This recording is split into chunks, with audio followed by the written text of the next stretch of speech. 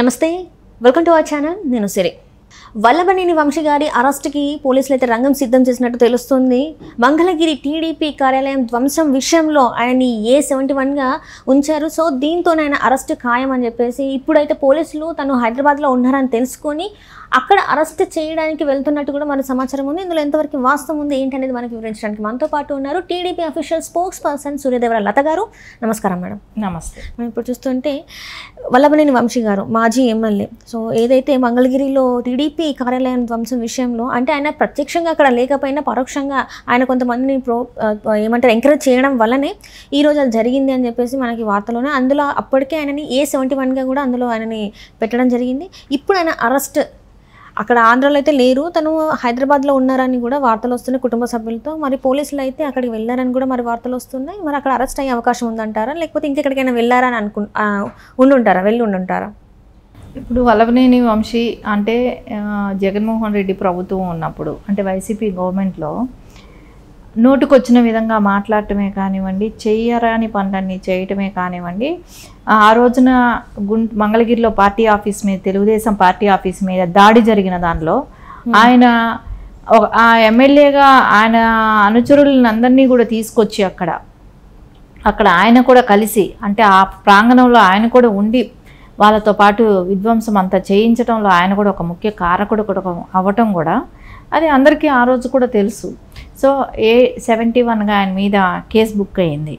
So కానీ ఇప్పటి వరకు వాళ్ళ ధీమా ఏంటంటే వైసీపీ గవర్నమెంట్ మా గవర్నమెంటే కదా, ఏమి చేసినా చెల్లుబాటు అవుతుంది అనే ఒక ధైర్యంతో చేశారు ఆ రోజున.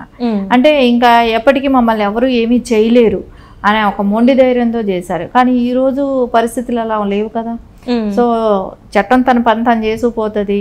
సో చేసిన తప్పుకి అయితే శిక్ష అనుభవించాల్సింది ఉంటుంది, కోర్టుకి అటెండ్ అవ్వాల్సి ఉంటుంది, కేసు అయితే ఫైల్ అయ్యింది. సో ఇప్పుడు ఆయన ఎక్కడికి తప్పించుకున్నాడు, హైదరాబాద్లో అయితే ఫ్యామిలీతో పాటు ఇక్కడ హైదరాబాద్లో ఉంటున్నాడు అనేది అయితే అంటున్నారు. సో కానీ అక్కడ కూడా ఇప్పుడు ఏపీ నుంచి పోలీస్ బలగాలు వచ్చాయి, ఇక్కడ చెక్ చేస్తున్నారు హైదరాబాద్లో, కానీ ఎక్కడ దొరకలేదు, ఎక్కడ ఉన్నాడో కూడా తెలియట్లేదు. సో మేబీ ఆయన గతంలో అమెరికాకి వెళ్ళి రావటం కానీ జరిగింది కదా. సో ఇప్పుడు కూడా అమెరికాకి వెళ్ళిపోయే అవకాశాలు కూడా ఉంటాయి కదా. ఎందుకంటే అక్కడికి వెళ్ళిపోయి అక్కడ నుంచి బెయిల్ అప్లై చేసుకుందామా అనే ఆలోచనలో కూడా ఉంటాడు ఖచ్చితంగా. అంటే ఇక్కడ తెలంగాణలో దొరకలేదు అని అంటే ఖచ్చితంగా ఆయన అమెరికాకి వెళ్ళిపోయి కూడా ఉండుండొచ్చు. అదే అమెరికా వెళ్ళిపోయారంటే ఆయన తప్పు చేసినట్టే, అంటే తిరిగి వచ్చే అవకాశం లేదంటారా? మరి ఇప్పుడు అమెరికా వెళ్ళినా 6 months టైం ఉంటుంది, మళ్ళీ 6 monthsకి వచ్చేసి మళ్ళీ వెళ్ళాల్సి ఉంది. అంటే ఇక్కడ ఏంటంటే వాళ్ళ ఫ్రెండ్ తోని ఏదో బిజినెస్ లాగా దాంతో గ్రీన్ కార్డ్ కూడా తీసుకున్నారు అని చెప్పేసి కూడా మరి వార్తలు వచ్చాయి. సో ముందే ఒక ప్రణాళిక సిద్ధం చేసుకొని ఎక్కడ అరెస్ట్ అవుతారో అని చెప్పేసి ముందే అక్కడికి వెళ్ళి అన్ని రకాలుగా సెటిల్ చేసుకున్న ఉన్నారు అని కూడా వార్తలు వస్తున్నాయి. మరి ఇందులో ఎంతవరకు? ఇప్పుడు గ్రీన్ కార్డ్ వచ్చే వరకు టైం పట్టినా కూడా ఆయనకి ఇంకొక అవకాశం కూడా ఉంటుంది. 6 months వన్స్ మళ్ళీ ఆ దేశం నుంచి బయట వచ్చి సింగపూర్, మలేషియానో లేదంటే పక్కన కెనడానో ఏదో ఒక దేశం ట్రిప్ వేస్తారు, తర్వాత మళ్ళీ వెళ్ళి అమెరికాలోనే ఉంటారు. అట్లా 10 years ఉన్న వీసాని వాళ్ళు దాన్ని ఆ రకంగా పొడిగించుకుంటూ కొన్ని సంవత్సరాలు కూడా అక్కడే ఉండిపోయే అవకాశాలు ఉన్నాయి. సో రేపొద్దున అంటే లుకౌట్లో పెట్టినప్పుడు రేపొద్దున ఇండియాలో ఎక్కడైనా ఆయన దిగినప్పుడు అయితే తప్పకుండా అరెస్ట్ అయిపోతాడు. కానీ ఆయనకి బెయిల్ వచ్చే వరకు అయితే రాడేమో అనిపిస్తుంది. బెయిల్ వచ్చే వరకు అయితే వచ్చే అవకాశాలు కనపడలే. ఒకవేళ అమెరికా వెళ్ళిపోయి ఉంటే బెయిల్ వచ్చే వరకు అయితే రాడు, ఎందుకంటే బెయిల్ ఇంపార్టెంట్ కాబట్టి అరెస్ట్ అవుతామేమో అనే భయం కూడా ఉంటది కదా. సో ఖచ్చితంగా ఆయన అంటే గతంలో నోరు దురుస్తో ఏవేవైతే మాట్లాడాడో ప్రజల్లో కూడా వ్యతిరేకత బాగా ఉంది వంశీ మీద. అంటే ఆయన మాట్లాడిన మాటలే కానివ్వండి అవన్నీ కూడా వ్యతిరేకత బాగా ఉంది ఆయన మీద. వాటికన్నిటికీ కూడా ఖచ్చితంగా ఇప్పుడు ఆయన ప్రచారం చేసేటప్పటికీ ఆయనకు అర్థమైపోయింది ఓడిపోతున్నామని. ఎందుకంటే అతని పక్కన కరెక్ట్గా ఆయన నలుగురు కూడా లేకుండా ఆయన ప్రచారంలో కూడా జనాలు కూడా లేరు, ఆయన అంతటా ఆయనే చేస్తూ అప్పటికే ఆయనకి క్లారిటీ వచ్చేసింది ఓడిపోతున్నాం అనేది.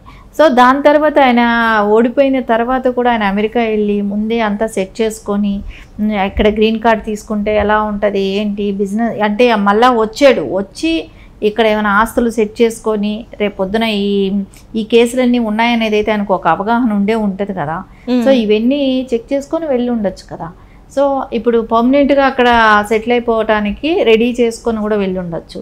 సో ఇప్పుడు ఇంకోటి ఆయన వెళ్ళిపోయినా ఆయన భార్య ఉంటారు ఇక్కడ. సో ఆవిడైనా అన్నీ సెట్ చేసుకునే అవకాశం తనకు ఉంటుంది. సో ఆయన ఇప్పుడు మేబీ ఎన్ని సంవత్సరాలైనా ఉన్నా వాళ్ళు బెయిల్కి అప్లై చేసుకుంటూనే ఉంటారు. కింద కోర్టులో రాకపోతే జిల్లా కోర్టుకి, జిల్లా కోర్టులో రాకపోతే హైకోర్టుకి ఇట్లా వేసుకుంటూ ఉంటారు. సో ఆ వేసుకున్న టైంలో ఎప్పుడో ఒక చోట అయితే బెయిల్ అనేది వస్తుంది కదా, అప్పటి వరకు రాకుండా కూడా ఉండే అవకాశాలు అయితే ఉంది. మేబీ ఒకవేళ వెళ్ళకుండా ఉండే మటుకు ఇక్కడే దొరికే అవకాశం కూడా ఉంటుంది. సరే మేబీ ఇక్కడ కూడా ఎక్కడైనా ఏ రాష్ట్రంలో అయినా వెళ్ళిపోయి అక్కడైనా దాక్కొని సో హైడ్ అయి ఉన్నట్టున్నాడేమో. సో రేపొద్దున ఎట్లయినా బెయిల్ వచ్చాకే బయట వద్దామనే ఆలోచనలో ఉన్నట్టు కూడా కనపడుతుంది. అంటే ఇక్కడ చూస్తున్నట్టయితే వల్లభనేని వంశీతోని అంటే కాకుండా ఇంకొంతమంది ఆల్రెడీ 18 మందిని అరెస్ట్ చేశారు. ఇప్పుడు అయితే మాజీ ఎమ్మెల్యే వల్లభనేని వంశీ గారిని అరెస్ట్ అయితే ప్రక్రియ అయితే మొదలైంది. ఇంకా ఎంతమంది ఉన్నారు ఏంటి, వాళ్ళ పేర్లు కూడా బయటకు వచ్చే అవకాశం ఉంది? అంటే కొంతమంది పేర్లు ఉన్నాయి, మరి వాళ్ళ అరెస్టులు కూడా ఇప్పుడు అయ్యే అవకాశం ఉందంటారు. మరి ఖచ్చితంగా ఇప్పుడు ప్రతి ఒక్కళ్ళది ఒక్కొక్క లిస్టు తీసుకుంటూ వస్తున్నారు. ఆ లిస్టు ప్రకారం అయితే కంపల్సరీ అవుతుంది. కానీ ఆ రోజున చాలా దారుణమైన విషయం కదా. సో పార్టీ ఆఫీస్లో ఉన్న స్టాఫ్ ఏం చేశారు, వాళ్ళని కొట్టడం ఏంటి, అద్దాల పగల కొట్టడం ఏంటి అంటే ఒక ఆంధ్రప్రదేశ్లో రౌడీ రాజ్యం లాగా చూపెట్టారు. సో అన్ని వందల మంది వెళ్ళిపోయి ఒక పార్టీ ఆఫీస్ని మొత్తం అద్దాలతో కూడా పగలగొట్టి ధ్వంసం చేసి అక్కడ లోపల ఉన్న స్టాఫ్ను కొట్టి ఫర్నిచర్ అంతా ధ్వంసం చేసి నానా యాగి చేశారు. అదేలాగా బాబు గారి ఇంటి మీద అంటే నారా చంద్రబాబు నాయుడు గారు ఇల్లు కూడా కరకట్ట దగ్గర అక్కడ ఉన్న ఇంటి దగ్గర కూడా వెళ్ళి ఇదే రకమైన ఇది చేశారు గొడవలు. అంటే ఇంటి లోపల వరకు వెళ్ళలేరేమో కానీ బయట వరకు అయితే వెళ్ళి ఇంటి ముందు గొడవ పెట్టారు కదా. సో అది ఏంటంటే జెడ్ ప్లేస్ కేటర్కి ఆయన సెక్యూరిటీ ఉన్నప్పుడు ఆయన ఇంటి వరకు పరిసర ప్రాంతాల్లో వీళ్ళు వెళ్ళి గొడవలు పెట్టడం, అక్కడ వరకు వెళ్ళటం, ఆయన కార్లను అడ్డగించాలని చేసిన ప్రయత్నాలు ఇలాంటివన్నీ కూడా చేశారు కదా. దానిలో వీళ్ళందరూ ఉన్నారు కదా. ఆ రోజున ఆ మంగళగిరి లోకల్ ఎమ్మెల్యే కానివ్వండి వాళ్ళందరూ దీని ఇన్వాల్వ్మెంట్ ఉంది కదా. అంటే అప్పుడు ఆళ్ళ రామకృష్ణారెడ్డి గారి పేరు కూడా వినిపించింది, ఆయన కూడా ఉన్నారు. మరి ఆయన అరెస్ట్ అయ్యే అవకాశం ఉందంటారా? మరి ఖచ్చితంగా వాళ్ళ పేర్లు ఉంటే మటుకు అవకాశం ఉంటుంది కదా, వాళ్ళు కూడా అరెస్ట్ అవుతారు కదా. వాళ్ళ అనుచరులతో చేయించింది వాళ్లే కదా, వాళ్ళు ఉండే కదా దగ్గరుండి చేయించిన పనులు ఇవన్నీ. సో ఖచ్చితంగా వాళ్ళందరికీ కూడా ఇప్పుడు ఎవరెవరైతే కేసులు ఎఫ్ఐఆర్లో ఉంటుందో వాళ్ళందరి మీద ఛార్జ్ షీట్ వేస్తారు. సో వాళ్ళందరూ కూడా రేపొద్దున కోర్టులకి కానివ్వండి వీటికన్నిటికీ తిరగాల్సిన అవసరం కూడా ఉంటుంది. వీళ్ళందరూ బెయిల్ తెచ్చుకోవాల్సిన అవసరం ఉంటుంది. ఒకటి ఇలాంటివి ఎమ్మెల్యే అని కాదు ఇంకో చూడకూడదు. ఓ మాజీ ఎమ్మెల్యేనా ఎమ్మెల్యే క్యాడర్ ఇప్పుడు ఒకవేళ ప్రజెంట్ ఎమ్మెల్యేగా ఉన్నా కూడా ఎవరైనా ఇలాంటివి ప్రోత్సహించినట్టు ఉంటుంది. ఇప్పుడు కానీ వాళ్ళకి శిక్ష పడకపోతే సో రేపొద్దున ఇంకొకళ్ళు ఇదే పని చేస్తారు. అంటే వాళ్ళకి అధికారం ఉంది కదా అని ఒకళ్ళ మీద వెళ్ళి పడిపోవటం, సో వాళ్ళని కొట్టడము, వాళ్ళ ఆస్తులు ధ్వంసం చేయటం ఇట్లాంటివి జరుగుతూనే ఉంటుంది. ఇది ఒక మాకు అధికారం చైన్ సిస్టమ్ లాగా ఇది ఇంకా ఇది ప్రాసెస్ కంపల్సరీ అన్నట్టు చేసుకుంటూ పోతున్నారు. సో దీనికి ఒకసారి ఫుల్ స్టాప్ పడాలి అని అంటే వాళ్ళకి ఖచ్చితంగా శిక్ష పడాలి. వాళ్ళకి కేసుల్ని వాళ్ళు ఎదుర్కోవాల్సిన అవసరం ఉంటుంది, వాళ్ళని అరెస్ట్ చేయాల్సిన అవసరం ఉంటుంది. వాళ్ళు రేపు పొద్దున కోర్టులకి తిరిగితే కానీ వాళ్ళకి తెలియదు కదా. సో ఖచ్చితంగా వాళ్ళందరికీ శిక్ష పడితే కానీ ఇంకొకసారి ఇట్లాంటివి జరగవు. అంటే పార్టీలు అనే దాని గురించి మాట్లాడటం కాదు కానీ ఈరోజు ఈ పార్టీ ఇంకొక పార్టీ అని చెప్పేసి అధికారం ఉంది కదా అని చెప్పి వీళ్ళు ఇష్టం వచ్చినట్టు చేస్తే ఎవరు కూడా ఊరుకోరు కదా. నెక్స్ట్ టైం ఇంకో పార్టీ వస్తే వాళ్ళు చేస్తారనేది ఒకటి ఉంటుంది కదా. సో ఆఫీసుల మీద అలా అనుకుంటే తాడేపల్లి ప్యాలెస్ దగ్గర వెళ్ళి గొడవ పెట్టలేరా తెలుగుదేశం వాళ్ళు? సో అక్కడ కూడా ఎమ్మెల్యేలు ఉన్నారు కదా, ఆ తాడేపల్లి ఇది ఎమ్మెల్యేలు కానీ వాళ్ళందరూ ఉన్నారు కదా, ఎవరు అట్లాంటి పనులు ఎందుకు చేయలేదు? తెలుగుదేశం పార్టీ ఒక సిద్ధాంతాలకు కట్టుబడిన పార్టీ కాబట్టి వాళ్ళు ఎప్పుడూ కూడా తెలుగుదేశం పార్టీ ఇట్లాంటివి ప్రోత్సహించదు.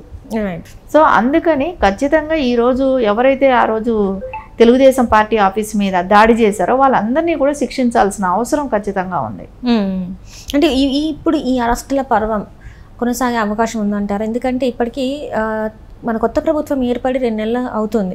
చాలామంది నేతలు ఏంటంటే కొంత చంద్రబాబు నాయుడు గారి ఇంకా యాక్షన్స్ ఎందుకు తీసుకోవట్లే అని చెప్పేసి కొంత వాళ్ళు ఏమంటారు కొంచెం నిట్టూర్పులో ఉన్నారు. ఇంకా యాక్షన్స్ ఎందుకు తీసుకోవట్లే, అంత చేసినా కూడా వాళ్ళు ఇంకా సైలెంట్గా ఉన్నారని చెప్పేసి అయితే మరి వార్తలు వస్తున్నాయి. సో ఇప్పుడు ఈ అరెస్టుల పర్వం అయితే కొనసాగే అవకాశం ఉందంటారా? ఇప్పుడు అది కక్ష సాధింపు చర్య కాదు కదా. ఇప్పుడు బాబు గారు నన్ను ఇలా చేశారు నేను ఇలా చేయాలనే ఆలోచన చంద్రబాబు నాయుడు గారి ఆలోచన విధానం కూడా అది కాదు. రైట్. సో చట్టం తన పని తను చేసుకెళ్ళాలి. సో వీళ్ళైతే ఆ రోజు కంప్లైంట్ ఇచ్చారు, ఆ కంప్లైంట్కి తగ్గ యాక్షన్ అనేది ఇప్పుడు జరుగుతుంది. సో దాని ప్రాసెస్ నడుస్తుంది కానివ్వండి.